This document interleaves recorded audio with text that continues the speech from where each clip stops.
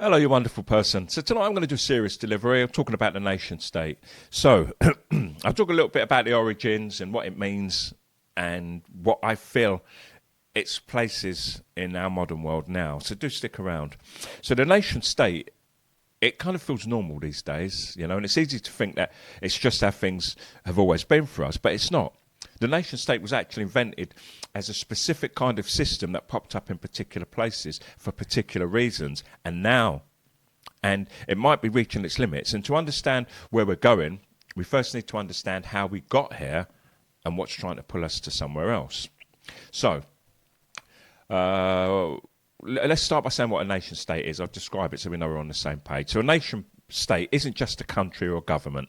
It's a blend of two big ideas. The nation, which is a group of people who share culture, language, history and ancestry, and the state, which is a machinery of power, laws, borders, armies and the authority to enforce them.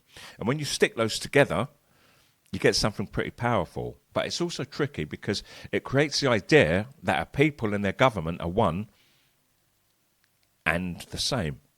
But this is a trick that most people fall for. They feel that they're fighting against the system and want to return things back to the way things were, but they have to be a part of that system that believes in its uniqueness, which means they have to join with their governments, and at the same time they're claiming to fight it. It's a conundrum which I think a lot of them aren't aware about, and I just think it's absurd when I see it. But the borders that these nation states create aren't just lines on a map, but they're sacred symbols of who we are, and they can build loyalty, but it also builds exclusion. Because if you define who belongs to your state, then you've also defined who doesn't at the same time. Now, it's a European creation, and it's built on exploitation. The nation state wasn't discovered, it was built. And its factory, its creator, was Europe. And it rose from the ruins of feudalism and religious wars, especially after the Peace of Westphalia in 1648. But from the start, it depended on resources, labour and land taken from outside Europe. Colonialism wasn't a side note, it was the engine. It was the wealth that built Europe's governments, armies and ideas of progress. And it was largely taken from Africa, Asia and the Americas. In other words, a nation state started with a lot of blood on its hands. We know that's history, but we're welcoming the change. So before the nation state, there were kings and they had the sacred power. And before all of this, power looked very different. Take King Louis IX of France, for instance, in the 1200s. He brought the crown of thorns, believed to be from Jesus' crucifixion, and built a massive, gorgeous, expensive chapel in Paris to house it. Why? Because it showed that the king's power came from God, not from ordinary people. So back then, politics was holy before it was bureaucratic. And that matters because when the secular nation state later took over, it left behind a kind of spiritual emptiness, one that political ideas have been trying to fill ever since. So this also leads me to Islam and why they've questioned the nation state. Islam never fully accepted the secular nation state, and the reasons are worth paying attention to. Many Islamic thinkers say that Ummah, the global community of Muslims, is a real political unit, not nations drawn by Western powers. You can see where the conflict is. And from this view, the nation state is a foreign invention that divides Muslims, puts humans' laws above God's, and serves Western interests. So whether or not you agree, the critique is powerful. The nation state can be artificial and it often ends up serving the powerful. And a surprising parallel, which I think, listen close, because it sounds a little bit complex, and it may sound strange to some of you, but there are interesting similarities between Islamist critiques and those from Europe's far right. Both reject liberal individualism, both value organic community over abstract citizenship, and both distrust cosmopolitan elites. Both look back to a purer, more united past, but they're not the same. Their values and outcomes are very different, but recognising the parallel helps explain why both can appeal to people who feel left behind by modern life and why they're joining both sides. Now, there was a glorious revolution for some people. In 1688, England's glorious revolution is often called the birth of modern liberal government. Parliament in charge, monarchy limited, rule of law established. But let's not get carried away. That system was for a very specific group. Propertied Protestant men. Rights were real, but only for a narrow slice of society. And the British state that followed was cleverly run by a small elite. stable enough to attract money and flexible enough to make small reforms. And they were careful never to give too much power away too quickly. And then the 18th century state, which came along, didn't need citizens' rights. Now, here's something very important. Early modern states didn't need citizens to have rights. They needed taxes, soldiers, and order. An educated, voted public with guaranteed freedoms, not required. Rights only came later through struggle, not as gifts from the ruling elite or those above. And that distinction between a state that needs people to have rights and one that just needs them to obey isn't just history, it's what's relevant today.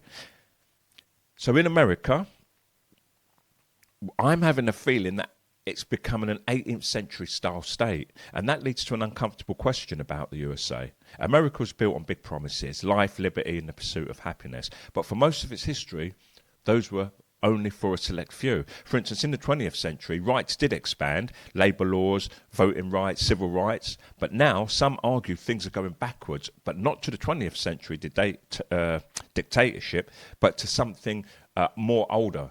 An oligarchic state that works well for property owners and just manages everybody else. An 18th century system in 21st century clothes, if you will. That's my new favourite saying. So, could Americans lose their democracy? And it's not a silly question.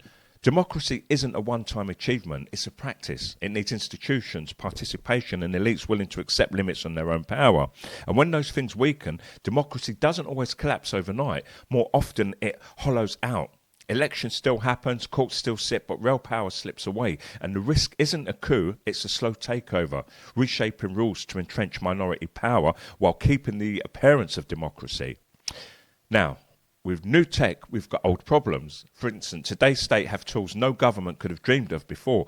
Facial recognition, digital tracking, AI-powered surveillance, and whatever other technological advances that they want to put upon us. And technology doesn't decide politics, but it hugely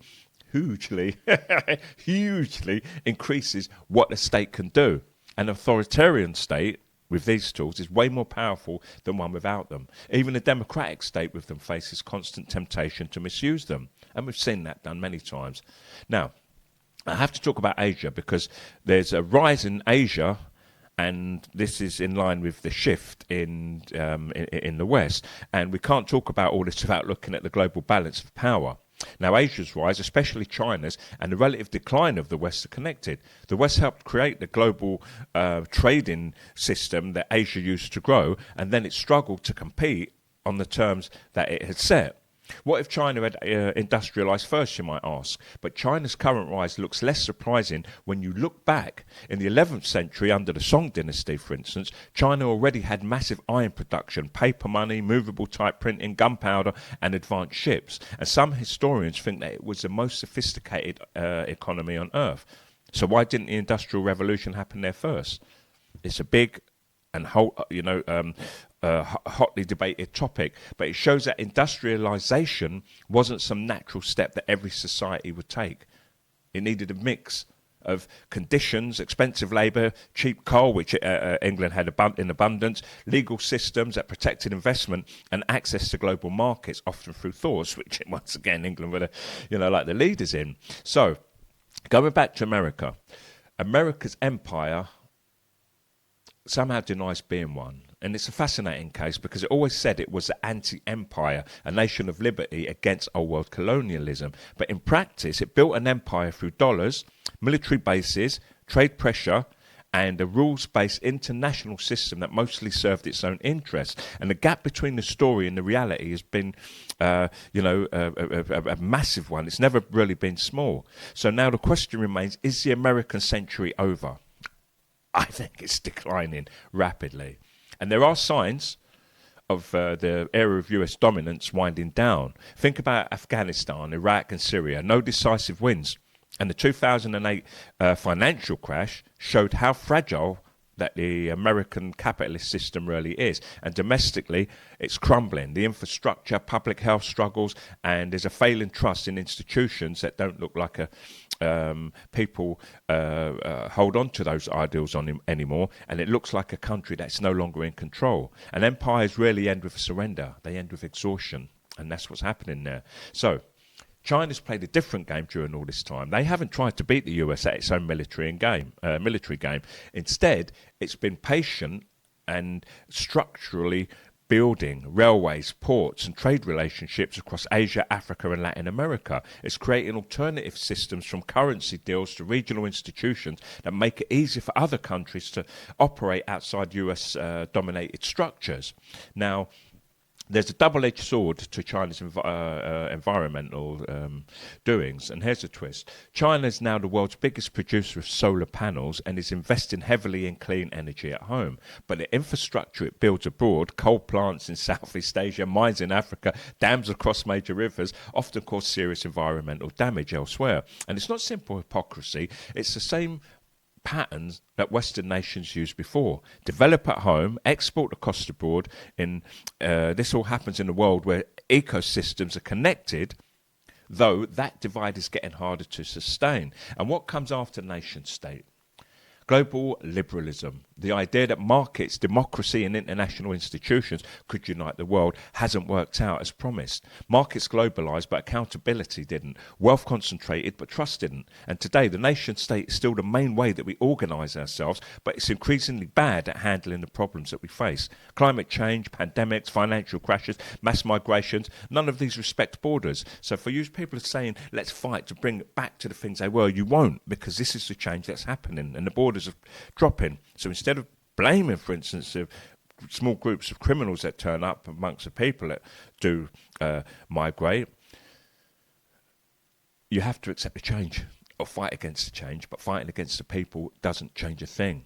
So what is the next world order going to be? This is what I'm left with. Whatever comes to us next has to deal with a simple fact. The planet is one connected system, and this isn't about getting in touch with our spiritual self, even though it helps, but the atmosphere doesn't care about borders. The ocean currents ignore territorial waters, and forests burned in Brazil affect rainfall in Africa. And these aren't metaphors, they're physics. So I'm left thinking that any political system fit for the 21st century will have to be built around ecological reality, not as an afterthought, but as a foundation. And whether we can actually build that, given all the forces pulling us apart, is central to us, and it is the question of our time. What do you think? And if you want me to produce more shows like this, please